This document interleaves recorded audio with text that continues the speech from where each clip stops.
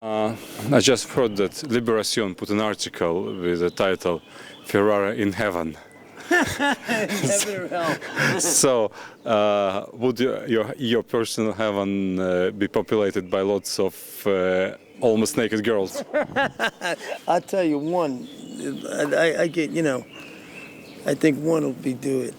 But yeah, I mean, it ain't a bad job if you got it. You know what I mean? Somebody's got it. Like I say, it's a tough gig, but somebody's got to do it.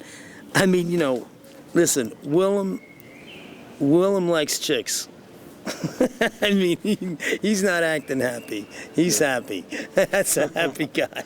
Were you happy while directing it? Yeah, it's a film for whatever reason I wanted to do for a long time. You know what I mean? And then it gets to be almost like the more you can't get your project off, the more you want to do it, and then you almost become obsessed with it and crazy about it. And so, yeah, I've got a lot of personal satisfaction that we even made the film. It was funny because we just finished the film when we got here. We just barely got it done. The first screening, the press screening was the first time that I was worried the film was in sync. You know what I mean? Never mind how good it was. But, so, yeah, I mean, so when you start, when it becomes like the movie itself, where Ray is trying to keep that club open no matter what, against all odds, you know what I mean? I mean, I don't have my name, my initials on my cuffs or the name above the marquee, but you do. What do you have? You have what? Your film company and. Yeah, well, I distribute films, I produce, and I do the TV program. This is like a Ray Rubio here. We're in Venice, right? Yes. Yeah, I know. No, you guys got to take us to Moscow. I'm dying to go there. Yeah, well, I would be honored to take you to Moscow. When I was told that you're doing this film, Go Tales, it was quite a contrast with what you've done before, especially after Marie. From going to like spiritual heights, you go to the carnal, to the carnal side of the world. Why are you saying to make this jump, this giant leap from religion to striptease? No, it's so funny because when I see him here playing, this great, beauty parlor maven, and him playing Jesus Christ. And actually, he played Jesus Christ too. So yeah, to Jesus Christ in one strip movie. as brothers, and he looks like Pontius Pilate over here.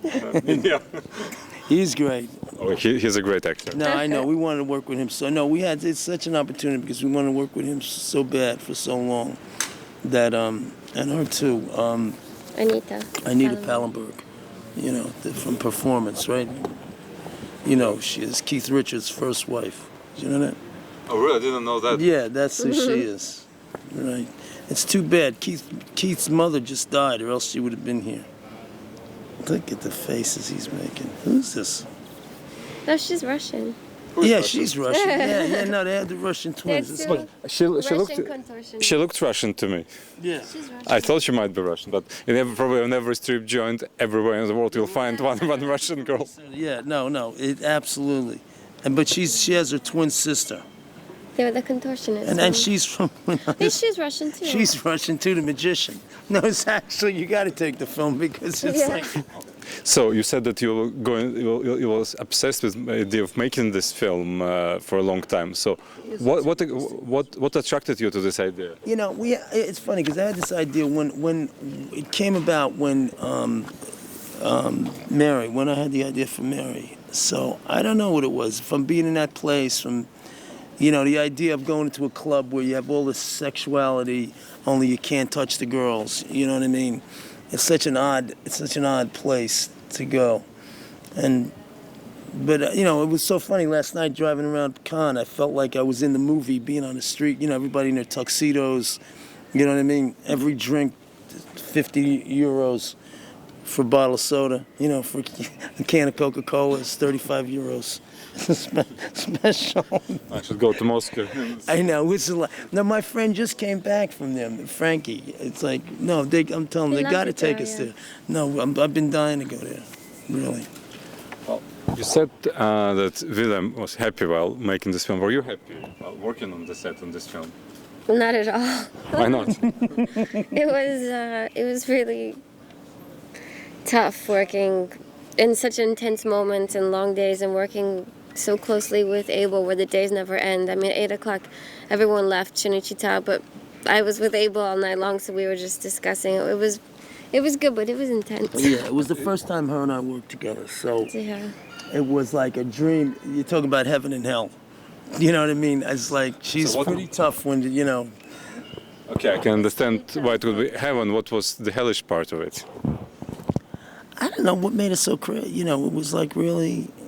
Because he's a very method director, so and I'm a method actor, so it's like you're in your character, and we were in the movie, and it never really ended, no? It was like... Yeah, no, it was crazy. It really was. Because, you know, you think, oh, wow, finally we're going to do this movie together. It's like the first movie we're going to make, and I'm thinking, everything's going to be wonderful. We got Shinichita, we got everything going, and then it just... you know, when somebody's playing a role, they're playing it. I mean, those girls are tough girls. You know what I mean? I mean, they're like, you know, she has to cross the line, and then just to be, to see your old lady naked all day long. You know, I know you can imagine this in front of the whole crew, right? You know, and naturally, she's the first one to take her clothes off, even before you say action. No, she was fantastic, and it was wild. You know, I mean, it's just a. Well, you made this film at Cinecittà. I know your next film, Black Man Pericles, will be shot in Naples. Yeah, you know, it's Pericles Nero, which is actually Pericles the Obscure. It's not, but our producer doesn't really speak English, so. That's what I was in right. So, what attracted you? Because from many people, you are like kind of archetypical New York director. You are like one of those directors who are extremely linked to New York. Right. Why you made this move to Italy? Because I think we were able to make the movies we always made. And, you know, I mean, after 9/11, New York as a place to work and as a place to, you know, finance the movies, it just this guy really put a knife in the heart of that city, you know what I mean, with that. And, you know, but we could bring New York to wherever we went. You know, we go. I mean, I'm Italian, you know, American, and my grandfather came from Naples. So it's also a bit of going back to my roots and to work there. The films that I adore are all European films, you know what I mean? You know, my family my grandfather came from Naples in the 1900s to New York. And did pretty well for himself. Never learned one word of English. So now we're doing the reverse. But this book, Pericles, is like a really incredible piece. And we've been working with Ricardo Scamaccio. He's, you know, where is he in this? He's in there. Oh. I think so, yeah. Anyway, Scamaccio is this, you know who he is? He's this young Italian actor who's like kicking ass. So it's just the marriage of a great piece of material, you know what I mean? And I just wanted, and you can only do this book in the language. I mean, you know, you can't make an international movie out of it, you know what I mean? But, yeah, you know, it's like Forrest Whitaker says, I'll bring New York to wherever we go. Yeah. Look at him. He's gonna be the new Mastriani, this kid.